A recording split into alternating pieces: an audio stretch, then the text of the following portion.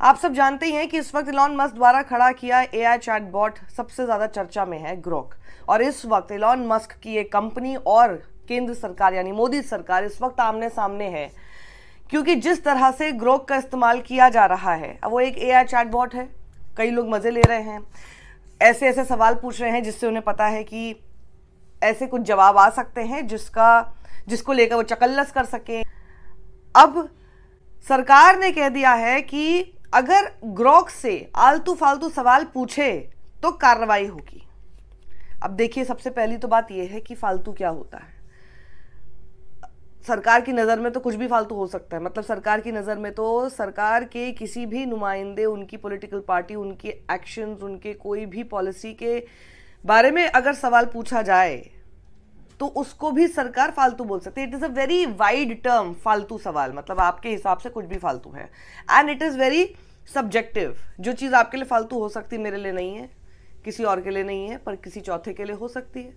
तो कैसे आप इसको सेग्रीगेट करेंगे? तो बहुत सही सी बात है, बहुत ही सिंपल सी बात है कि बात फालतू की नहीं है। मतलब कोई भी सवाल अगर आपने सरकार की किसी भी कामकाज से रिलेटेड कुछ भी ऐसे पूछे, उसे वो लोग फालतू बता सकते हैं और फिर कार्रवाई कर सकते हैं।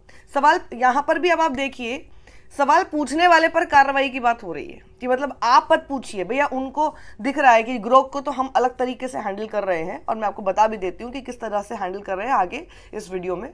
लेकिन आपने अगर ऐसा कोई भी सवाल पूछा, अब भाई आपने नॉर्मल एक अगर सवाल पूछ लिया, उसके जवाब में ग्रोक क्या बोलने वाला है ये कैसे किसी को पता, और ग्रोक क्या जवाब देगा उसके आधार पर यह तय होगा कि जी पूछा हुआ सवाल जो था वो जानबूझकर ग्रोक को भड़काने के लिए था और ग्रोक को भड़काया गया। एक होता है कि बहुत सिंपल कि भैया आप गाली दो, ये दो, इस टाइप की बातें अगर ग्रोक को बोली जा रही है, समझ में आ रहा है कि भड़का हुआ। लेकिन अगर किसी ने बहुत सिंपल सा कोई एक केस के बारे में पूछ लिया, मान लीजिए किसी एक केस के बारे में पूछ लिया जो अनसुलझा था, अब ग्रोक ने उसके ऊपर क्या जवाब दिया ये तो सवाल पूछने वाले को पता नहीं है।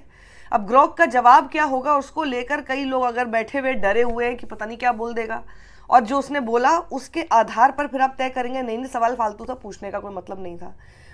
इसी को लेकर अब इलॉन मस्क भी सामने खड़े हो गए हैं कि भैया कह रहे हैं कि ये अभिव्यक्ति की आज़ादी को आप खंडित कर रहे हैं, और आपको बल्कि इस लोकतांत्रिक देश की सरकार को तो और ज़्यादा सम्मान करना चाहिए। क्या आपको पता है कि इलॉन मस्क पहले ही जो ग्रोक के खिलाफ सरकार इस वक्त लामबंद हो चुकी है, उस पूरे केस को कर्नाटक हाई कोर्ट में लेकर जा चुके हैं, उसकी सुनवाई भी होने वाली है, वो मैं आपको आगे बताऊंगी। लेकिन पहले ये खबर आप देखिए, और इसको ही जब ये खबर सामने आई कि फालतू सवाल पूछा गया तो फिर कांग्रेस के जो श्रीनिवास बीवी हैं उन्होंने उसके बाद भी एक ट्वीट